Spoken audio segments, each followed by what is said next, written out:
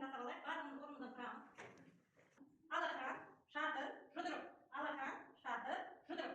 Алақан, шатыр, жұдырық. Енді орындарында отырамыз. Енді қараңдар оқушылар, қазір біз сендерді топқа бөлу үшін осы көктем айы болғандықтан мен сендерге көбелектерді шығарып жібердім. Ол көбелектердің барлығы мына гүлдердің үстінде қонып тұр. Әрқайсымыз бір көбелектен алып, оның ішінде біздің топ тақырыпты бірінші топқа, екінші топқа. Отырған алыңдар көбелектерді.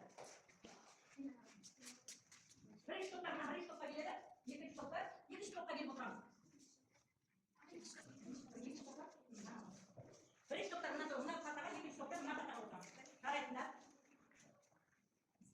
Бірінші топ, екінші топ. Біздер бұны тақырыпты ашу үшін біз сұрақтарға жауап беруіміз керек. Оның үшін мен осы платформасында сендерге сұрақтарды дайындап келдім. Сол сұрақтарға жауап беретін боламыз қазір.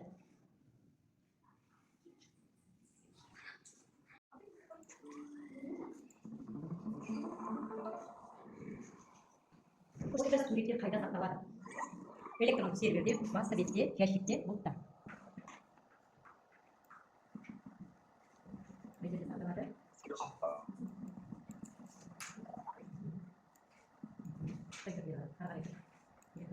Почта.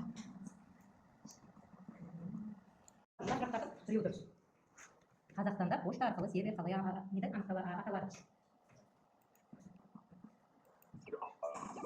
Мынаны апарып берген мына жерде.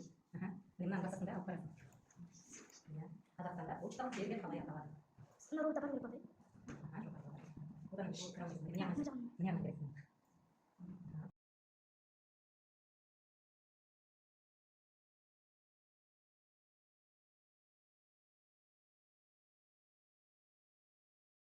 Қараңдар, электрондық почтамен файлдарды жіберу және қабылдау. Оқу мақсатымыз бүгінгі сабақта үйренетініміз біздің файлдарды қоса берілген хабарламаларды электрондық почта арқылы қабылдауды және жіберу.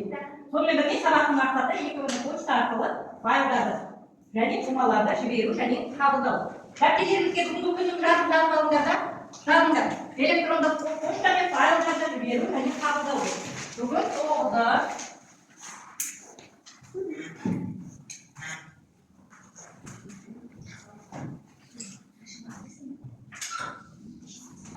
Бүгінгі жаңа сабағында біз файлдарды және жұмаларды қалай жіберу керек екенін үйренетін боламыз. Өткен сабағында біз электрондық почтаны қалай ашуға болатынын және оның қандай ақпараттар қажет екенін біліп алдық, және электрондық почтаны ашуды үйрендік. Бүгін енді сол электрондық почта арқылы біз жұмалар мен файлдарды жіберуді үйренетін боламыз. Файл дегеніміз ол мәтін, сурет, құжат, не болмаса тағы басқа мәтіндерді жиналған бөлігі. Ол ал бума деген ол файлдар мен басқа да фактілерді жинап сақтауға арналған фактілер.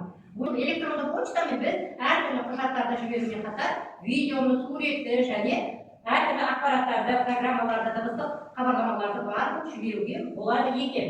Енді дәптерлеріңе жазып алыңдар, есте сақтан дегендерін жазып алыңдар дәптерлеріңе. Кітаптарыңызда көріп тұр. Жеке папка болып сақталып тұрады екен. Ол жерде кіріс хаттар сақталып тұрады екен.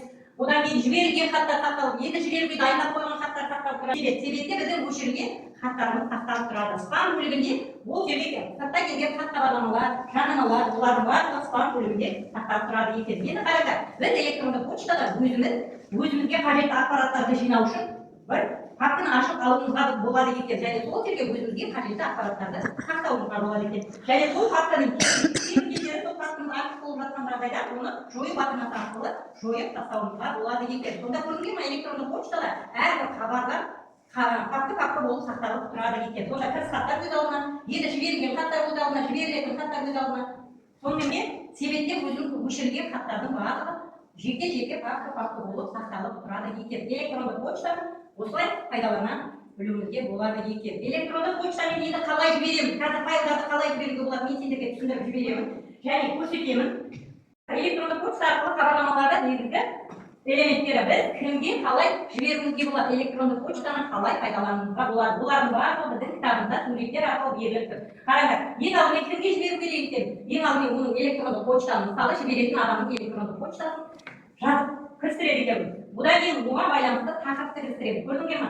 Және оны қалай жіберуге болады? Мынау біздің фактілеріміз көріп тұрсыңдар ғой, жойылған хаттар, маңызды хаттар, жіберілген хаттар және қабылданған хаттар, фактілер жеке-жеке жиналып тұр. Соның жобасында хат жазу бөлімі бар. Хат жазу бөлімін басқан кезімізде бізге кімге және қандай тақырыпта электронды хабарлама жібересің деген нұсқаулықтар келіп тұрады. Және ол жерде кімге дегендерге біз электронды почта жіберетін адамның электронды адресін жазамыз және тақырыбын қойып қояды екен. Бұдан кейін бізге төменгі бөлігінде мына жерде прикрепить деген жер бар. Мына жерде бізге жіберетін файлымыздың көрсетіп қойған жері бар. Сол жерді басқан кезімізде біздің компьютерда сақталған мәліметтерді не болмаса ақпараттарды файлмен қоса жіберуге мүмкіндік бар. Мына жерде міне аты жөнін жазамыз, бұдан кейін тақырыбын жазамыз және оған қай документті, қай құжатты жіберуімізге болады. Соны жазып кірістіріп және отправить, ең соңында төменде отправить, жөнелту деген батырма бар. Сол жөнелту деген батырманы басқан кезімізде біздің хабарланған неміз құжатымыз толығымен жөнелетін болады. Енді сендерге тапсырма. Қазір барлығымыз компьютерда отырып әркімнің алдында бір компьютер тұр, сол компьютерға біз тоқтар кіріптің тек ғарышқа ұшқан туралы ақпарат бар. Сол ақпараттарды барлығын компьютерда жазып, оны жұмыс үстелінде сақтаймыз. Одан кейін біз міне мынау менің электронды почта, осы почтаға біз маған қарай жіберетін боласыңдар. Сол кезде біздер электронды почтамен қалай жұмыс жасау керек екенін топ болып үйреніп алатын боламыз, жарай ма? Енді компьютерді қосыңдар, алдыңызда қосып тұрған болады кішкене.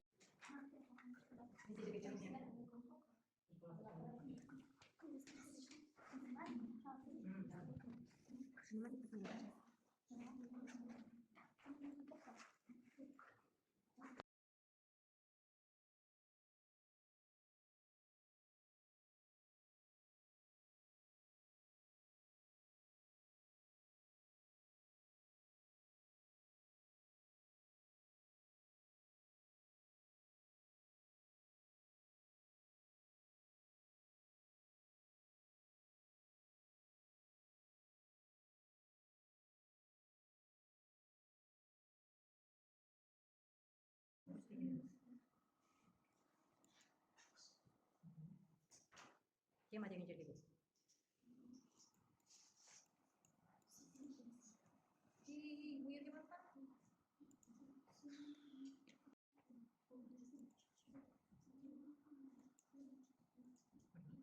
Прикрепить вас. Жоғарыда прикрепить деген бар. Көрсетіңізші шаң, көрдіңдер ма? Мен түсіріп жатырмын. Қазір жібересіңдер, қазір сендер видео. Біреу таңдап. Біреу таңдап. Біреу таңдап. Открыть вас.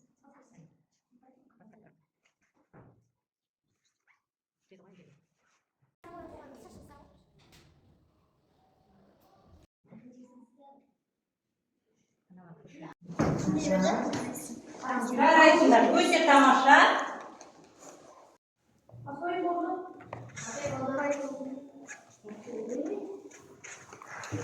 Аяғына айналайын.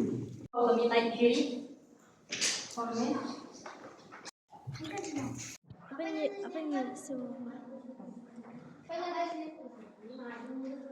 Өшірілген хаттар қандай бумада сақталады?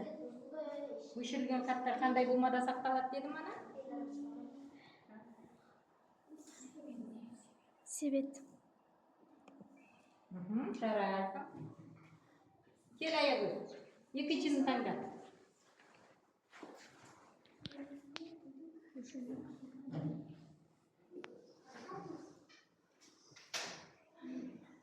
Электронды почтада қандай ақпараттар түрлерін тасымалдай алады?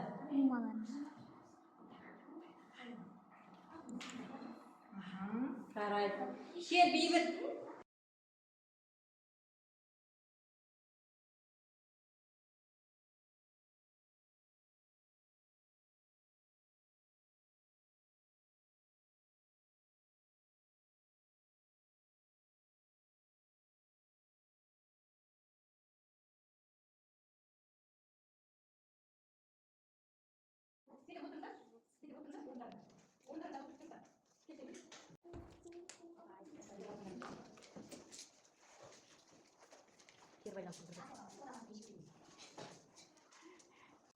Шақырдың тақырып түсінікті болды ма? Иә.